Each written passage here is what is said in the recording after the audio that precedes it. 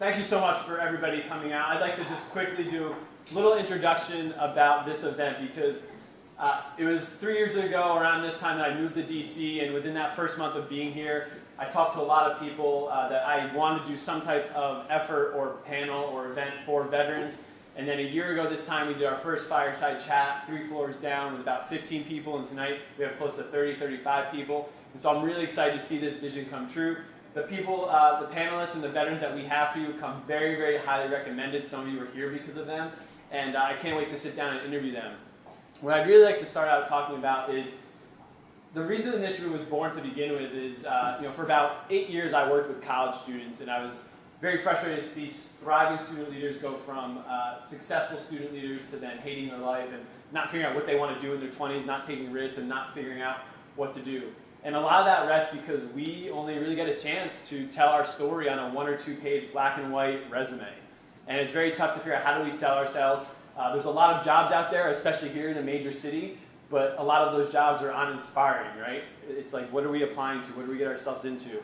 And so my hope with the niche movement, as well as with this event and the panelists that I've selected, is to inspire and empower a lot of you to take risks, take action, figure out there's a new way out there to find your calling, and to find not only a job or a career that you love, but a company that not only appreciates your background, but you feel inspired that you want to go to and make a difference in. And that's what we're going to do tonight. And so for the next 20, 30, 40 minutes, we're going to interview the 4 panelists. And I really want to turn over to you guys because I think some of you have a lot of great questions that can be answered here tonight. And we'll leave here with a little bit more mingling, drinking, and eating food. So thank you again for coming out. And for those of you that were in the military or veterans, thank you so much for your service. So without further ado, we'll get it going here. And our first one up here is Lourdes Tiglo, and she is she was from the Air Force, and she currently works for Team Rubicon Global. So give it up for Lourdes. You can see right here. Our next panelist that, again, through a friend of a friend and through a recommendation, I got connected through LinkedIn. I met him at GW a couple weeks ago, and he just blew my mind at how open, honest, and willing he was to help out. This is Scott Cooper, and he was in the Marine Corps, and he currently works for Human Rights First. Thank you, Scott, for being here. Thank you. This other gentleman, he was in the Army, and I can't give you a sure title because he's doing so many different things here in DC. He's calling himself a politician, but I know he's written a couple books that are published. He's also got his own LLC. So without further ado, we have Terrence Sims. He's coming out. And last but not least, this is a good friend of mine. My wife and I moved down here 3 years ago, not knowing many people, and through another couple, we met a few people, and one of them was Joanne Cizik, and she is from the Marine Corps and currently works for Mission Continues, which is a great organization that we'll talk about tonight. Joanne, thank you so much for being here. All right, so technical difficulties aside, we have my camera. My wife is helping out with cameras. We had a little technical difficulties with my videographer, which I'm not going to get into. And then WeWork, this is the first time we're holding a traditional panel, and so I have to turn my mic off to get theirs to talk. So if we trip up with this the first 5 minutes, just bear with us. All right. So what I would like to do is, just like any panel, is we'll start with you, Joanna. Feel free to share anything about your background, where you're from, when and where you got into the military, why you got into the military, and just a little taste of what you're doing now. And then we can move down the line. You're good to go. All right. Thank you, everybody, for coming out this evening to come here and speak. Hopefully we'll be able to share some interesting tidbits about our transition not only from the military but into our civilian sector. As Kevin said, my name is Joanna Cizik. I'm from Chicago originally. I did ROTC at Purdue University, so that's Reserve Officer Training Corps. Did that for 4 years and then commissioned to the Marine Corps in 2008. What drove me to go into the Marine Corps was my parents were born in Poland, and they came to America like most immigrants do for the American dream, and just being so grateful for the opportunities that they had kind of drove me to serve. And I've always had this inherent desire to serve not only my community through a bunch of community service projects through junior high and then ultimately high school. So when it came time to look at colleges, I knew one of the ways I would get it paid is through ROTC. So I applied for a scholarship, ended up getting a Marine scholarship through Navy ROTC, Did my 4 years at Purdue, commissioned 2008, like I said, as a Marine Corps military police officer. From there, I went to Okinawa, Japan as my first duty station. So 21 years old, showing up in Okinawa, Japan. Quite a transition for me. I traveled a little bit, never internationally away from my family like that. Spent 2 years in Okinawa, Japan. Did traditional military police stuff. Was the officer in charge of a military police district, and then transitioned over to our companies and did a lot of force protection and stuff. So being in Japan, we would have exercises in different countries, and going before that, making sure that all the threat, vulnerability, security assessments are done. So when we have folks go overseas, we know that they're going to be safe. So I did that for about 2 years, then moved back to Southern California. I was lucky enough to get back to Camp Miramar. So I spent some time at MCAS Miramar as the company commander for a military police company, and we provided airfield security for a lot of the squadrons going on deployment. And I was lucky enough to transition from there to a Marine Expeditionary Unit. So we sent out 2,500 Marines and sailors amongst 3 ships to the Middle East. And I was the force protection officer, so I got to travel a lot within 9 months, doing all the threat, vulnerability, security assessments, working with NCIS, State Department, and other intelligence agencies to make sure, once again, where our Marines and sailors were going was safe. And if not, coming up with contingency plans to potentially get them out of that area if something did happen.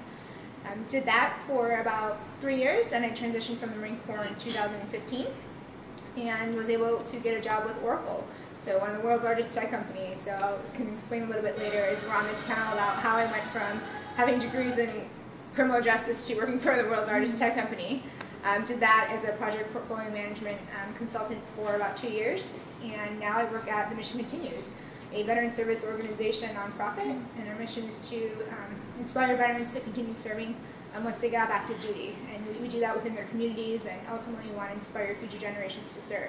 So I've been in my current role as a Salesforce administrator for about 3 months now. So relatively new, but I've been volunteering with the organization for about 2 years.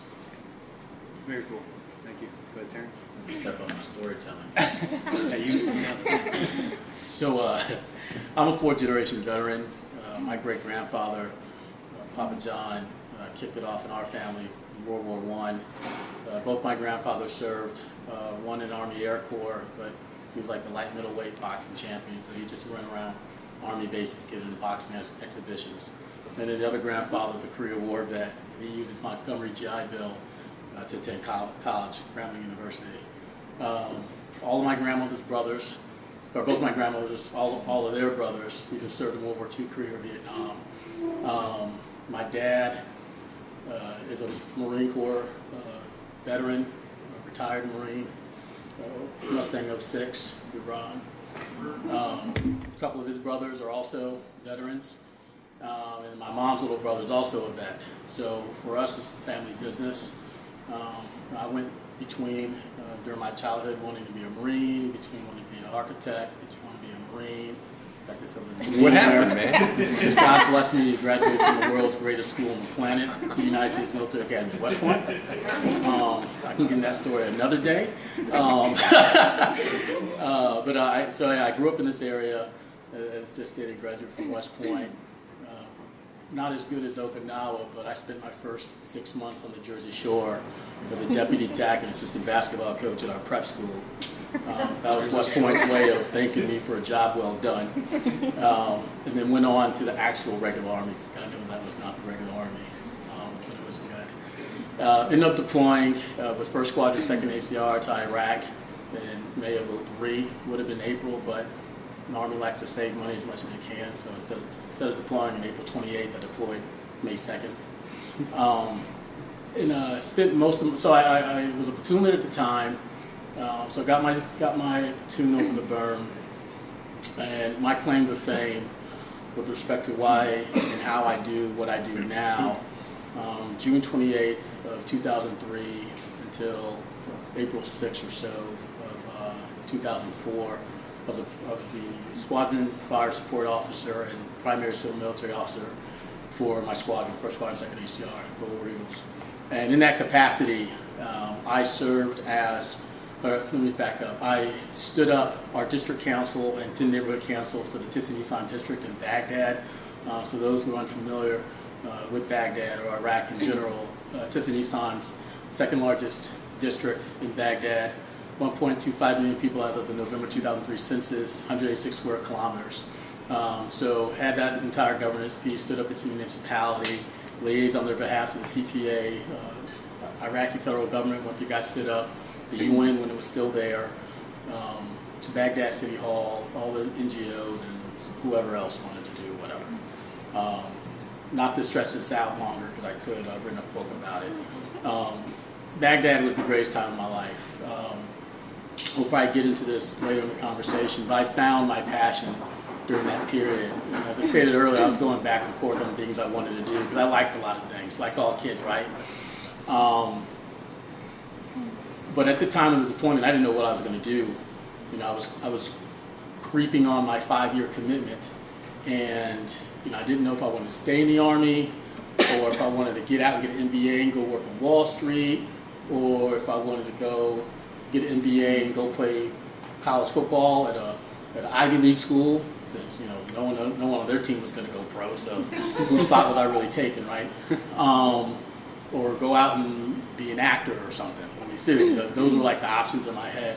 But because of the work I was doing in Iraq, of really building this democracy, government for the people, by the people, and working every day with Iraqi people, I fell in love with civic activism and the core aspects of what makes community function. And I said, I want to continue doing this for the rest of my life. But I looked at the Army and I was like, this is a flash in the pan, right? This is like one of these like best dream scenarios that when you wake up from, you want to go back to bed and live that dream again. But I knew I could never do this and continue to do this in the Army because at the end of the day, I was a war fighter. Right? I was a field artillery officer in the light cav unit. And so I had to make the hard decision because of how our Constitution is structured, that I had to get out of the Army. And I haven't regretted that day since. I miss the Army every day. I love the Army, but not one day do I regret the decision to leave the Army and to do what I do now. Great. Thanks. Set that down. Well, good evening. I'm the old man of the crowd, as you can tell. And so I'll try to give a little perspective to all of you on what you're going to do in the next chapter. I grew up in Wyoming and had the good fortune to escape that place. I still can't wait to get back. I miss it, but I wanted to see the world because I knew how small Wyoming was. And so by good fortune, I got to go to the powerhouse football team that beats West Point every year. At the Naval Academy. we did not beat West Point every year when I was there. No, you didn't, because I was there too. But I was commissioned in the Marines. I chose to join the Marine Corps because of my roommate. I didn't know anything about the military. Unlike Keegan. My family was never in the military. I didn't know anything about the military. I just knew about the service academies because Air Force always beat Wyoming every year in football. And my roommate's father had been killed in Beirut in 1983 when they blew up the barracks. And I saw the way that his dad's friends came around and took care of him, and I thought I want to be part of that club. And so I spent 20 years in the Marine Corps, and by good fortune got to fly jets and also be a forward air controller and spent a lot of time in the Middle East and such. You're most interested in the transition, and so I'll talk a little bit about my transition. I spent my entire career in the fleet, in the operating forces. I got to command a squadron, take them to combat and bring them home, and then no good deed goes unpunished. And I got sent to the Pentagon. So I was the speechwriter to the Deputy Commandant for Aviation, and realized that the colonels were not having fun, and I thought, I'm not going to do that. And so I thought, thinking quite highly of myself, you know, I'm going to punch at 20 and change the world. And I failed miserably in that. I charged my rent the first month I got out, and stubbornly did not send the resume to any of the defense contractors. I was not going to do that. But over the course of about a year and a half, I kind of had an interim job where I ran the Middle East for an aerospace company. A friend of a friend of a friend in those information coffees introduced me to a lady named Elisa Massimino, who's the CEO of Human Rights First. And she kept calling about every 3 or 4 months and saying, like, hey Scott, come talk to me again. And then about a year and a half later, she called and said, why don't you apply for this job we just posted for, which is the job my manager has been in the last 3.5 years. I work kind of at the intersection of human rights and national security. Who's heard of human rights first? Anyone? Okay. Well, that's more than average. Most of the time, we get confused with Human Rights Watch. I keep telling them we should have branded as Human Rights Second or Human Rights Last. And then people would know who we are. But my work is what I like to call connective tissue between two worlds that speak the same language but don't oftentimes understand each other. And that's the national security world and the human rights world. We work with a group of generals and admirals that have advocated against torture for a number of years. And then we also have a project, a movement, if you will, called Veterans for American Ideals that is, I like to think of as a close cousin to the Mission Continues. There's a lot of really great veteran organizations out there that advocate for veterans, but there's very few, like Team Rubicon, like the Mission Continues, and like what we're trying to do with Veterans for American Ideals, where veterans get to advocate for others. That's uncomfortable work. I work with Amnesty International and Human Rights Watch and those others, and they assume that the military is acting in bad faith in most cases. And I have to explain, no, they're not. They're actually quite patriotic and fair-minded people. And so that's where I get to play during those days. Yeah, what I would tell you, and we'll talk a little bit more about your transition, is have a good sense of what you want to do, and then go chase it. If you just talk to somebody and say, well, I'm not sure what I want to do, but I've got all these skills, that's not going to help. But if you have decided, now I'm going to work at the Mission Continues. I used to tell my daughters, who are now grown, the 6th time you come around to apply for that job, they'll give you that job. They'll say, get an apron. That's part of the transition as well. But you also have to figure out what it is that you want to do before you do that. It could be making money. And I was talking to Topper, to Scott Farr in the back. I made more money on active duty than I do today, including my retirement. I'm perfectly fine with that. You have to think about what you want with your life. And so that's not to say anything other than I know a lot of my friends that are working for some of the big defense contractors, and it's quite lucrative. It's also soul crushing, I think, to some extent. And so that's only food for thought. That is not being critical. I just say that, and especially it's why I was so enamored of what Kevin's doing. Because at the end of the day, I have, I hope, another 30 good years of contributing something. And besides 2 young ladies that I brought into this world, my legacy is hopefully that I will have contributed something, whatever it is. And so that's what enamors me in why I get to get up in the morning. If you have that perspective, I think you can't go wrong. Thanks. We really got to step up the storytelling. All right, so my name is Lourdes Tiglao, and how many are immigrants here to the United States? Let me just ask that. Not me. All right, anyone that's ever lived in another country? Okay, quite a few, right? So my story is a little bit of a conglomeration of everyone's. I was actually an immigrant here to the United States. Back when I was 10 years old is when I came here to the US, and I didn't even speak English. It was I understood it, couldn't speak it, so my first year of life here was kind of rough, a lot of hand gestures. But as most Asian families would be, your family, my father basically took us over here to have a better life. But as most Asian families would be, they have your life set up by the time you're 10 years old. So for my family, I was supposed to become a lawyer. And that was the path that was set out for me, starting from when I was 10 until I was supposed to graduate from college. So my entire life was set up to be successful on that path, which I did. Got a scholarship for undergrad, got a scholarship for law school. All I had to do was go walk through the steps. I'll get to your soul-crushing thing in a second. So I get to about the second year of college, and the more that I learned about becoming an attorney, sorry for the attorneys here, but I figured if I was going to be a successful lawyer, and this is just my own, maybe my naive perspective at the time, if I was going to become a lawyer, and a successful lawyer, I have to win cases. To win cases, I may have to compromise my principles, depending on who I'm representing. And so for me, I wasn't necessarily prepared to do that. Again, my own naive, perhaps, perception of what the the profession is. So I said, there's got to be something else. So my first crisis of conscience was 21 years old. So I pivoted from having a full ride scholarship for undergrad and for law school to looking at the Peace Corps, looking at the military, joining the Air Force. Mind you, no one in my family has ever been in the military, immigrant. And so when I told my dad that I was going to join the military, he was like, "You're throwing your life away." And I said, no, this is just something that I think, I want to serve a higher purpose. So even back then, I kind of knew that I wanted to be part of something bigger. So I joined the military, got into the Air Force, and I think I'm the only enlisted person from this panel. So I joined as an enlisted person, and I spent 12 years doing medical evacuations. There's the medical evacuations where, I broke my leg, I'd like to go home, and then there's the, I got shot, I'd like to live. I'm on the latter side of that. So I did a couple rounds in Afghanistan, Saudi Arabia, Turkey, etc., etc. Also lived in Okinawa, actually, 3.5 years.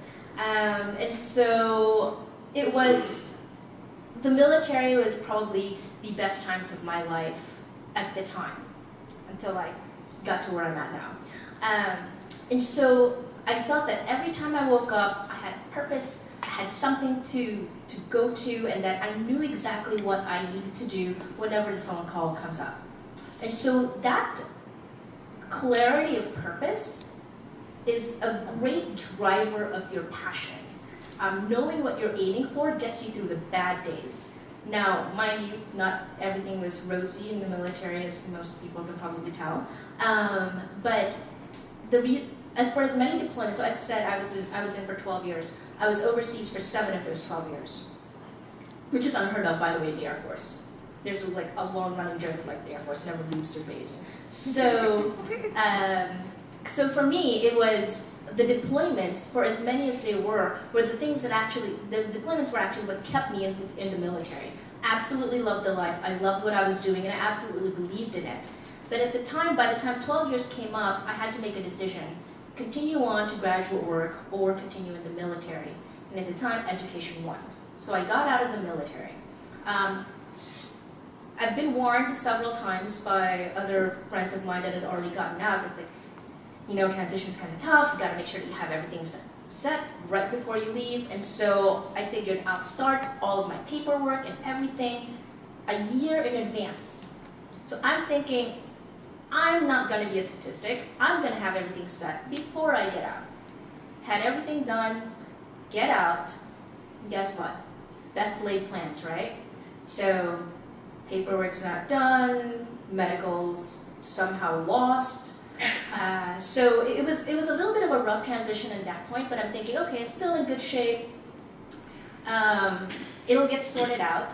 And then when I got out, I went to school I was on a path now to become a physician since I pivoted from being in law to now medicine. So I'm thinking, I'm going to be a physician to be able to provide pro bono services for veterans. So I'm going on that path, and then I find out that I haven't found that spark that really I had when I was in the military.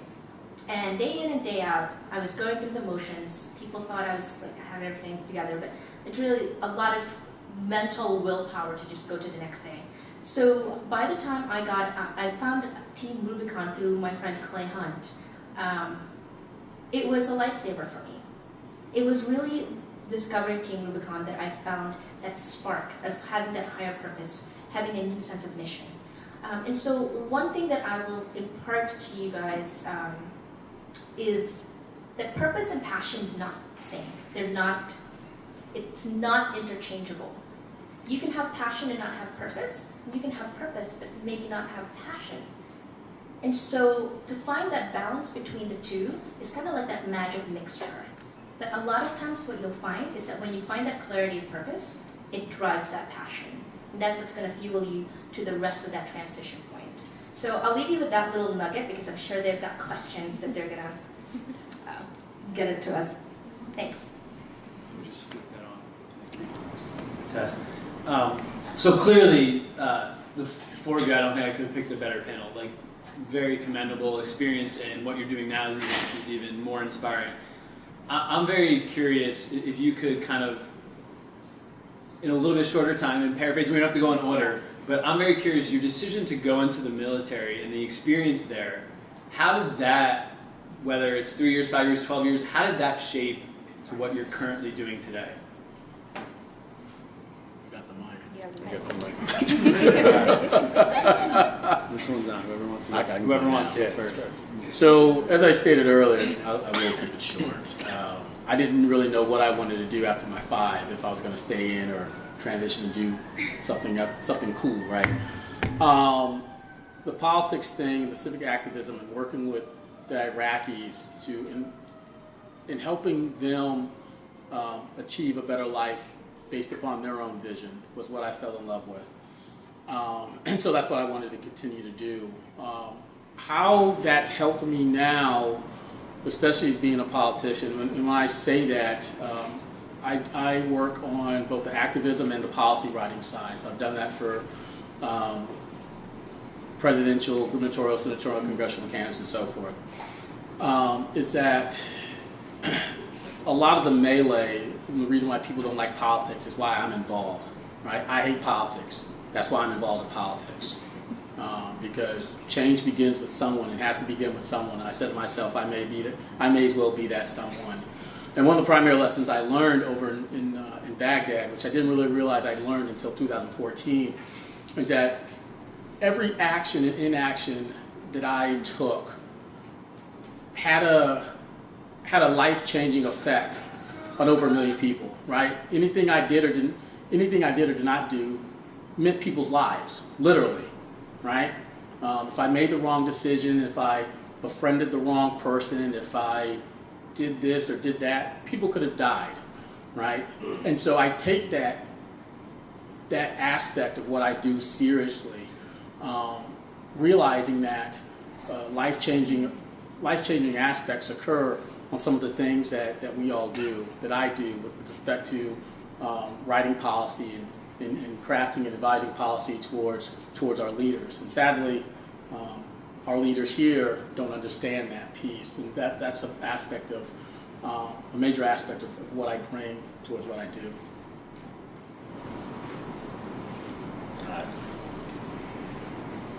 As I mentioned in my intro, because my parents were born in Poland and came here for a better life, so that's what drove me to join the military and my sense of service. So after my service was done in the Marine Corps, and I moved here from San Diego, I looked at ways to get involved, and the first way I got involved was with Team Red, White, Blue. So I actually heard about that through Kevin and Courtney, and so I got involved with that, and that's how I heard about the Mission Continues. And once I heard what their mission was and what they were doing, going to these areas and serving these communities where they need the most help, Southeast DC here, for example, and just having another sense of purpose and seeing the work that I was doing was having an effect not only on me personally, but other veterans, still having that drive and that desire to serve, but also the impact it was having on the community, seeing some of these kids who come from single-family homes whose parent may be in jail or whatever the case may be, spending an afternoon with them and teaching them how to use a hammer, how to use a drill, just to build a garden. That's how we got started at this one school, as a Garden of Dreams. Just seeing the impact it had, that mentoring aspect that I missed from the Marine Corps, just had such an impact on me that I continued to volunteer at Mission Continues, which ultimately led to having a job at Mission Continues. How many in the crowd are veterans or active duty? I figured most are. I think I joined probably for the same reasons that many of you did. We want to think well of ourselves. There's a Henry Fleming, I think, in all of us. He was the main character in Red Man's Courage, that wants to prove himself worthy and brave. I think that underlies a lot of the reasons that we joined the military.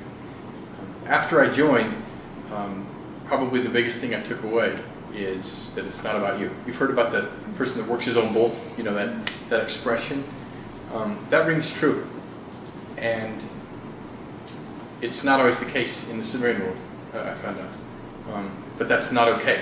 Sure not. And that's probably the biggest thing that I took with me, especially in this town, where there's a lot of people that are working their own bolt.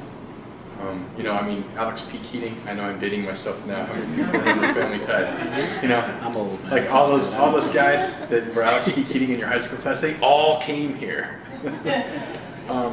And I think the one thing that I've learned since I've gotten out is that ethos, truly my drill instructor, that some staff NCOs taught me is what carries through.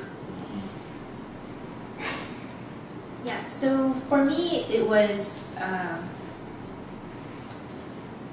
little bit of a different, I think, perspective being in the medical side from in the military. So everyone seems to have been more on the spear tip, and I was more on the receiving end a lot of times of whenever we were out deployed.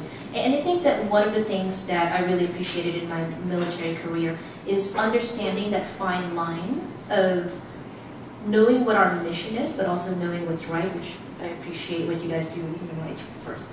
On that note, as when I got out of the military, I remember I always went back and reflected on that passion and drive that I had for what I was doing, that absolute belief in what I was doing was right, because my job was to save lives, period. And so for me, I wanted to find whatever job that was, whatever position that was going to give me that absolute passion and belief. And I definitely tried several different jobs. I went straight into hospital jobs just because it was an easy transition being in the medical field. I went to do consultancy. I was not so good at that, specifically on governmentese writing. So I literally had to ask someone actually how to write that, and they said, take out your soul and start writing. Jesus.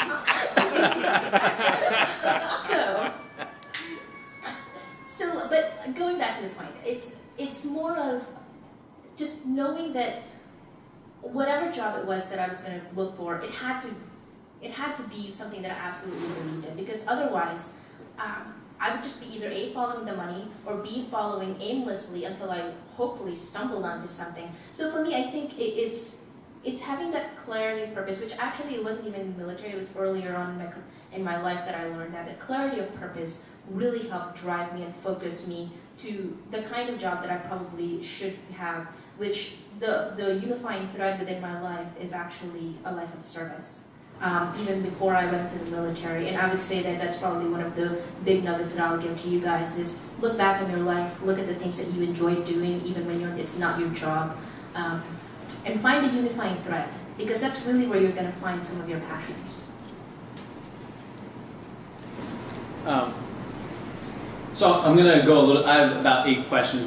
We're not going to get through all, but I want to go a little bit off script of what you just said, Lourdes, of find something you believe in. So let's say in a perfect world, you're transitioning out of the military and you're like, I know what I want to do. I have 3 or 4 options. How about conversely, I'm looking for some kind of tactical, tangible advice. How do you, say you know what you want to do, but how do you know if you're going to believe in that company that's about to hire you? Like, I'm a big component of here are questions you should ask them, here are red flags you should look for, and you've all clearly hopped around a little bit. This is it, this isn't it, I like this boss, I'm soul crushing. So how do you know if this is something you're going to believe in? Because it's a marriage, it's a two-way street. They're interviewing you, you're interviewing them. So any advice or questions you would ask or red flags to look for? I got one. Best piece of advice I got, it was while I was in the Marine Corps. I was a captain. And Lieutenant Colonel John Whistler, who went on to be a 3-star, I asked him for advice for my next assignment. I didn't want to go back to the squadron initially. I wanted to experience something else. And he said, go work for Paul Lefebvre, who was a colonel at the time and was the commander of the 22nd MU, and then retired as a 2-star. He was the head of Marine Special Operations Command. He said, I don't care what you do, if you're digging ditches, he is the Vince Lombardi of the Marine Corps. Go find somebody you want to work for, that's the guy you want to work for. And so if you find somebody that you want to work for, jump on their ship. And if it means pouring coffee for them. Little known story that you guys might know, Roger Goodell. Again, I know he is a controversial figure today, but do you guys know how he got where he is? He was Pete Rozell's driver. And wrote him a letter every year and said, I want to work for the NFL. And when Pete Rozell retired from the NFL, he pulled out of his drawer every single letter that Roger Goodell wrote to him. Good story. Now, I'm not sure that the subjects of the story are necessarily the best, but I would say, go find somebody you want to work for. One other anecdote or one other piece of advice? Go. First I'd say everyone's path is different, right? With me being in politics, people always ask, did you read that person's book, that person's book? And no, I haven't. I've read one book. But because how we achieve our goals is different for everyone else. What I'd say, first you have to ask yourself, is the means of you making money, does that equate to your passion? If it does, then you need to be a little tactical about where you're looking to work, because you want to wake up every morning happy. Right? When I moved back home back in 2005, I dove headfirst into politics, but I wasn't getting paid to do what I was doing. But I went and got myself a defense contracting job because I wanted to still be in touch with the community, and I was doing great things. But as time went on and transition in the job, it got to a point to where I was waking up and I was not happy that I was going to work every day, pissed, right? I was loving what I was doing that wasn't paying me, but I was mad every day going to work for what was paying me and staring at the clock till when it got to 3 o'clock so I could rush out and get out of there. And God blessed me to get laid off in 2013. Best thing that ever happened. Second best thing that ever happened, maybe third. But anyway, so right. So if your salary and your passion equate with one another, they correlate, then yeah, I like the find who you want to work for, or if it's that field, because there's gonna be a lot of trial and error, right? Not too many people get a touchdown. Exactly. Not everyone gets a touchdown on the first go, right? You're going to get hit a lot, you're going to get tackled, but eventually you keep persevering and stay true to yourself. Stay true to yourself, because I could have given up a long time ago and be doing something and whatever, but I said no, I got to stay true. I'd rather be poor and happy than have a whole lot of money and be miserable every freaking day. So I'll go back to what I said just a little bit ago, which is, look back first, figure out what kind of job it is or what kind of profession or career you should be having, which is, a lot of that is actually found within your past, because you're usually drawn to do activities that coincides with what aligns with your character. And then I definitely echo what they're saying of working for someone that you admire. But in my case, I didn't start off with Team Rubicon, right off the bat. I'm a staff member. I was actually a volunteer for 6 years. So I was volunteering in disaster response for 6 years and putting in at least 20 hours of my time a week as a volunteer leader. And this is over 6 years. And I felt just as strongly after those 6 years as I did the first year I was there. And so when you think about those 6 years and the amount of energy, passion, emotion and tears and sometimes blood, we're disasters. When you find yourself believing in that company at the same level as when you did the first time, that's a company you want to work for. So when there was an opportunity to actually be able to be part of that organization, absolutely jumped on it. Now, quick little point, I applied for a particular position and I got turned down. I got turned down because they wanted me to apply for another position. So never think that just because you got turned down doesn't mean they don't want you. They probably see you in another position. But even if you do get turned down, make sure to always say in your letter, tactical, point number 2, say in your letter, I would be especially if you really want to work for this company, I would be absolutely happy to lend my services, volunteer, and still be part of the organization even as not a staff member. And this gives them an inkling of not just your loyalty, but your passion for that organization. And it will stick. So some threads that I'm hearing from all of you is, I think it's relationships and people, and mixed with a little bit of tenacity, and whether it's taking that lower level job because you found somebody, or being polite and pleasant and continue to build your connections. So I'm curious, in this 2017 world of the phone, and even the way I've pretty much met all of you aside from you, Joanna, what are some ways, whether it's veterans, college students, because I see it all. College students get stuck in what I talked about earlier, is they get stuck on just a 2-page resume, and that's the only way they know how to communicate.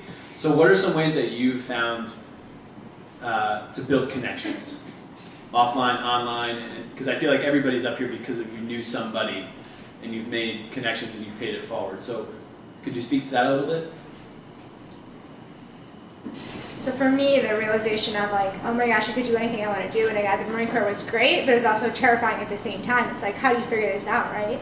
So I was fortunate enough to go through a program at Deloitte, and they had you list out what's most important to you, as we've kind of addressed here on the panel. Is it money? Is it flexibility? Is it job satisfaction? What is it? So after I listed some of those out, I was able to kind of look back, all right, this is what's important to me, still making a difference, right? And once I realized that the first job I got in the military probably wasn't going to be the job I was going to stay with, and once I shifted my mindset of not viewing that as failure, but using that as like a stepping stone to get to what I wanted, then like it was like a light bulb went off, and I was like, wow, I could do kind of anything I really want to do. So that's how I used my experience at Oracle, right? I was fortunate enough to stand up our veteran employee network at Oracle and got some connections through there. And through knowing people and just talking about my passions, I was able to volunteer with Mission Continues, like I said, which ultimately gave me a job at Mission Continues. So I would say, if you don't know what you want to do, find what your passion is, as we have all kind of addressed, and just start volunteering. And you never know who you're going to meet through the networks of just volunteering. Like we have corporate sponsors for a lot of our platoons from like Boeing, BAE, CarMax, etc. And a lot of them come out to our events, and you may not know who you're working next to. It could be the VP of HR, which has happened. And I've seen people be like, at the end of the day, be like, all right, here's my card. If you're looking for a job, let me know, type thing. So it's use your network, and if you don't know, look up somebody on LinkedIn who you think has your dream job, and just send them a message, or see if you know somebody who knows somebody. Just make that effort and say, hey, I noticed you've done this. Can you help me connect? This is what I want to do. And don't be afraid to ask. Put yourself out there. Be vulnerable. I mean, it's scary, but that's the only way that you're going to grow as a person, but then ultimately grow and hopefully get the job that you want, or make those connections to get you the job that you want. Yeah, to caveat on that, one of the lessons I learned that it took me a long time to learn, because those in the military, we're accustomed to getting promoted because of our ability to perform or to excel at the next level, right? Our potential, right? And so we in our mind, we're like, okay, I've worked hard, and therefore I should get to the next step, right? And that used to always be an obstacle for me in the civilian world, because in the civilian world, if you don't speak up and advocate for yourself, you're going to get punked. And you will see people lesser than you rising, and you sit there asking yourself, why is that knucklehead now a step or two above me when I've been the one doing all the real work and I'm the one with all the great ideas? No, it's because you didn't allow the people making those decisions for the knuckleheads to get above you to let them know that you actually are the brain trust or the muscle behind all these cool things that they think is cool, right? So one of the lessons I had to learn, and one of the lessons that a lot of former, I guess veterans, right? Veterans need to do is advocate for yourself. You know you're doing good work. There are humble ways that you can go up to, the VP, the senior VP, the CEO, depending on how big the company is, and say, sir, ma'am, my name's X. I've been doing this for X number of years. I love it here, boom, boom, boom. I'm looking for some challenges, or can we grab coffee? A lot of these folks, because it's almost like the supermodel syndrome. They're deemed to be so big and powerful that folks in our generation are a little timid to go approach them, right? So they're always standing alone and only talking to their actual peers, which at that level is not that large of a group. And so they love when people in our generation, and millennials too, sorry, when they love it when we approach them, because mentorship is a direct action. And they want to see us rise, because just like a parent, they're like, okay, now that's my legacy. I can groom that person. So, be able to step out of your comfort zone and make the ask. Again, like I said, that was something that was hard for me. I've been in that position to where, I did a lot of work, did a lot of really good work, and wasn't able to reap the rewards for it. And I'm learning that lesson. I think that's what every vet needs to do. I'll just make one caveat to that. It's hard to ask. The approach is really important. It's not transactional. And so I think if the approach is, could I get your advice, it's well received. Mm-hmm. If it's, could you help me, then that's kind of off-putting. Are they the same thing? Just about. But if you were just to say, could I get your advice on this?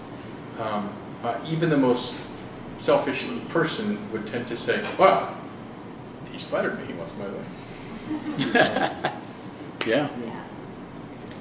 Definitely echoing the mentorship aspect, but the mentorship aspect as well as like putting yourself out there as far as volunteering for different organizations that you might want to be part of in the future. One other thing to just kind of remember too is that there are certain aspects probably of yourself that you might not have even discovered. So you don't ever think that the culmination of who you are is just what you've experienced in your military career. A lot of times there is certain the reason that you're successful in your military career is not because of the tactical skills that you have, but it's the soft skills, the things that's not in your resume. And so I would say spend time in your self-discovery first in order to figure out those other skill sets and other attributes of yourself that probably would be well suited for a particular career, and then start reaching out to those organizations and those people for mentorship. Now, one side note on that: when you do that self-reflection, don't do it just by yourself because you're biased. Make sure to include people that you trust, including one that you would want to mentor, because they'll give you an objective opinion, hopefully.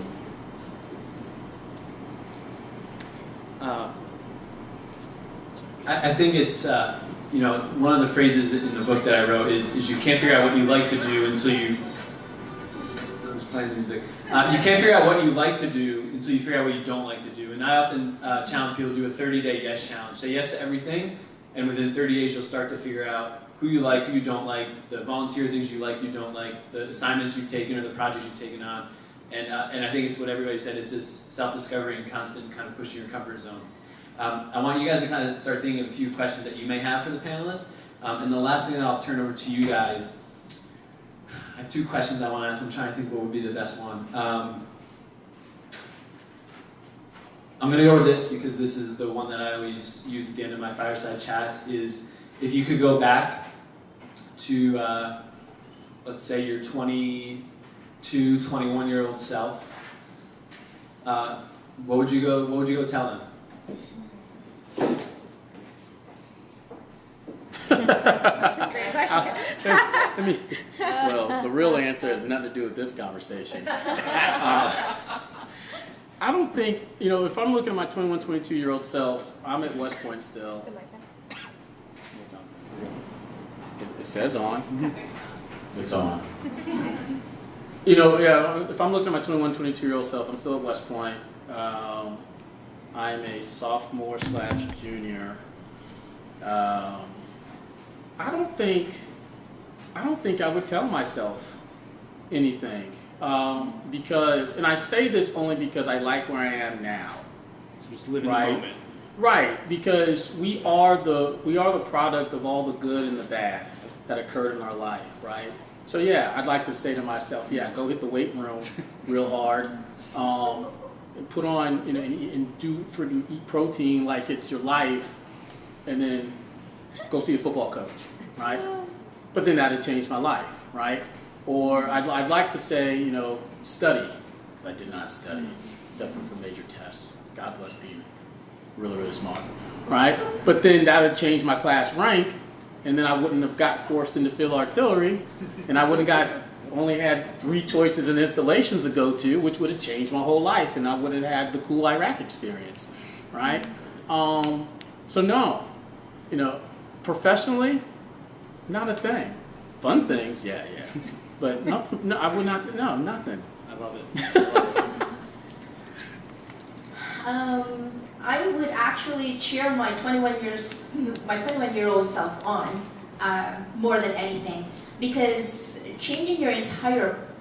pivoting literally your entire career from one path to another, number one is life-changing, but number two takes some courage. Pardon the language, it takes some balls, really. Because when you've been working, 7, 8, 10 years towards a particular goal back then I was a kid, and then you ultimately make that conscious decision to say, this is not for me, even though I've been spent 7, 8 years of my life trying to get here, that takes some courage to change after you've invested this much time, effort, and money, etc., to get to a particular point. But I would say be bold in your decisions and don't be afraid to change your path. I literally have taken, like, every crucial point in time in my life, I literally changed like 180 degrees from law to medicine, from medicine to what I'm doing now. Totally polar opposites of each other. To anyone else looking at my resume, they're probably going to think you have no idea what the hell you're doing because you're all over the place. However, an executive coach, by the way, if you're able to and you're in a program that provides it, get an executive coach. They're great. An executive coach actually told me that, because that was my fear. It's like I had no idea what the heck I was doing. And this is when I was doing my MBA. So what she told me was that every part and everything that I did in my life was just a step to accumulate the tools and the skill sets to get to the career that I should have. And that has been probably one of the most profound things that I've ever heard, which made me feel a little bit better about all the decisions, good or bad, throughout my life. I'll be quick. Has anyone read Robert Corman's book on John Boyd? I'm friends with his friends. And so he used to constantly tell his young officers, seek to do something, don't seek to be someone. That's good advice. Yeah. For me, I look back at where I was at 21, I knew what I wanted to do. I just commissioned in the Marine Corps, I was ready to go, so I tend to go a few more years ahead, I guess, when I was getting out. Don't be afraid of the unknown. I mean, it's scary, and that's, because that was the biggest thing for me. It's like, you can do anything you want to do, and it's so terrifying, but like, and then just trust your gut, and trust that you're where you're supposed to be in that moment, and use your past experiences to kind of move you forward to what you want to do, would be my advice. All great stuff, and I know we didn't get a chance to really deep dive into what each of you are doing, because you're all doing very incredible work, and I would really encourage you to, after we're done here with the Q&A, to connect with them, and I wish we had more time to talk about it. But I'd like to turn over to you guys. What would you like to ask any of the panelists? You. Go ahead. Hey, thanks. Justin Goldman. Lourdes, you had a nice line that talked about knowing your mission, but also knowing what's right. Can you talk about, did you have periods where you struggled with that, you had to wrestle with that? Kind of what was your mindset and how you approached that? Yeah? Okay. So, depending on which mission we're talking about, right? There's the organizational mission, and then there's your personal mission. So I would say that your mission should always be what's right. You're hoping that your personal moral compass is driving you to do the right things behaviorally. But if you're talking about so I have to parse that out a little bit. Sorry, maybe some of that legal things actually stuck with me. But if you're talking about organizational mission, that actually is really important, because there are some organizations that may be more focused to a certain thing that is not aligned with your own moral compass. And so when I say do what's right, despite what the organization, maybe they don't know that it's not right. Maybe no one has brought that up because it's so like below the level that they're making decisions on, or they don't see the ramifications, second, third order effects of certain decisions. So I would say, one, have a moral compass no matter what it is that you're doing, because that's going to keep pointing you and making sure that you're able to sleep at night and wake up in the morning being glad that you're doing what you're doing. But then make sure that you are emulating that and representing that in your work. And so when I say, your organizational mission has to be aligned with you, or vice versa, I guess, make sure that it is your responsibility as well to make sure that you are making your organization as good as they can be by pointing out what's right. Now, also be humble if you're actually wrong, but you think you're right. But just make sure that your moral compass is always like pointing true north. Other questions?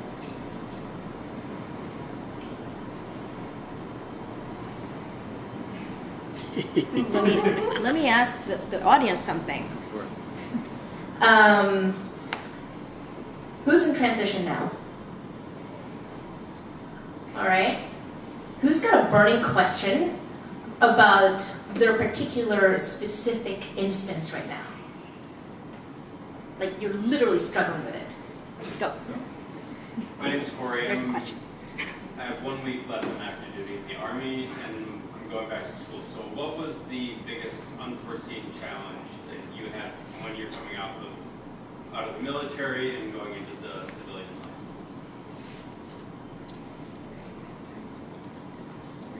I don't know if it was unforeseen, but for me, given my background, right? So I had master's and bachelor's in criminal justice. I was a military police officer. So looking forward, the next step would have been federal law enforcement. So that's initially what I had done. I applied for the State Department, NCIS, FBI, OPM, all these agencies, and got offers for most of them. And it took me a little bit to understand, I got out of the Marine Corps for these reasons, and if I jumped into a job like this, it's exactly the reasons why I got out of the military. So for me, it was figuring out what the heck I wanted to do with my life, and then just being, like I said, vulnerable and taking that chance. And I was at a job conference, and an Oracle recruiter came up to me and said, "Hey, we have your resume. Can you give us 10 minutes of your time?" And I was like, "I don't know anything about computers or tech, but sure." And so like I gave it a shot, and like after talking with one of the guys, he had been a reservist, but also had been at Oracle. And he kind of outlined some of the stuff I'd done in the military and how it would equate to what I'd be doing at Oracle. And that's also another like aha moment I had where I was like, oh yeah, like I did investigations, getting to the root of whatever happened, right? I'd be doing that at Oracle, working with customers, figuring out why they want to move to a new platform or a new project management thing. I'd be demonstrating our product. I did that briefing general officers, etc. So just being able to translate some of my experiences, I think that was harder for me than I thought it was going to be. I thought I had a good grasp on it, but I really didn't. And then also, like I said, not viewing the first job I had as failure, but just being willing to kind of take that chance and be vulnerable. I thought I was ready for that, but I wasn't. And it wasn't until a few key people kind of pointed that out to me and gave me some sound advice that I was like, oh, okay, yeah, I could totally do this. And gave me the confidence to make that leap to Oracle, yeah. Yeah, it was weird for me. I was slightly scared. Not really, really scared, but slightly scared because I grew up in the Marine Corps, so I had no idea what the civilian life was really like. I mean, though I lived in the suburbs for middle school and high school, I still had my ID card. If I played basketball, I went to Quantico, right? I went to the commissary with the PX, you know. So that was my world. And all of a sudden, when I got to, you know, my ETS leave, like the day after my ETS leave, I was like, this is real, because you know how I function, you know. Used to, if I was getting, you know, if I was sick, right, going down to the clinic, you know, and holler at my homeboy who's the PA, you know, toss me some Motrin and I keep on walking. You can't do that in the civilian world. It's, you know, fortunately my parents were around, and so when it came to like me buying my condo, they helped make sure I didn't get bamboozled by all those real estate people and other nonsense. But you know, I think about 6 or 7 years ago, more to your point, I really realized that I was never going to fully acclimate into the civilian world. And that's okay, right? You're going to hear a lot of people tell you that, you know, that Army life, that was your other life, and now it's like, no, because you're a whole, right? All the parts that make up you, preschool, elementary school, middle, high school, college, if you went to college, whatever you did, your job, your military service, that all makes who you are, and you can't take that off and away from you. Yeah, you put the uniform in the closet or give it to the, you know, the store outside the front gate like I did and give a little cash. But you can't take that away from yourself because it's part of who you are, right? Hopefully everyone had at least 51% positive experience during their service, right? And so that helps make you great as to who you are. And so I say embrace it, right? That doesn't mean that you go around touting it everywhere you go. I'm Army. But when people ask, like, yeah, I loved it. It made me who I am. It made me great who I am. Because eventually, eventually they're going to need a leader, right?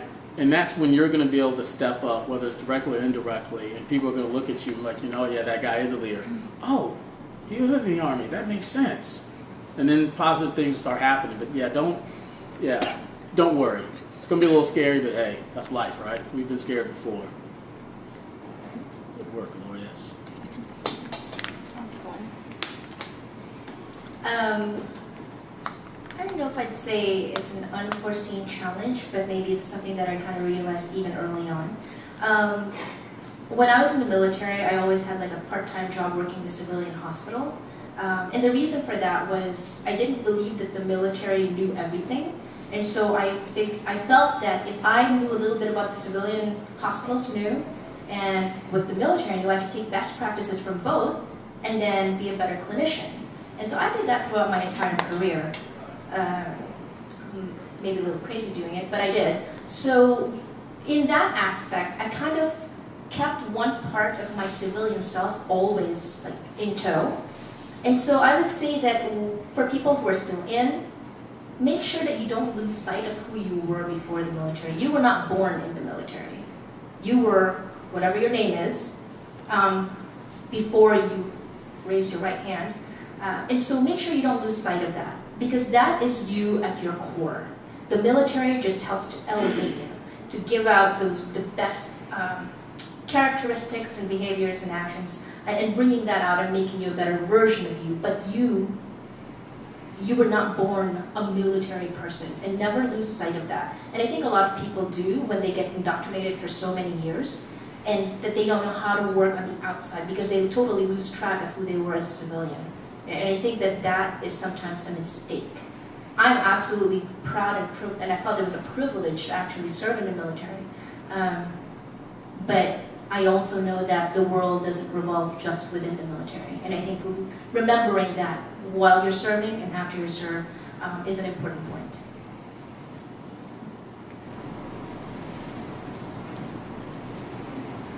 Any other questions tonight? Okay, on that note, I'd like to thank Lourdes, Scott, Taryn, Joanna. Thank you guys so much. Everybody in the audience, thank you for coming out, and all the veterans and active military. Thank you so much for your service.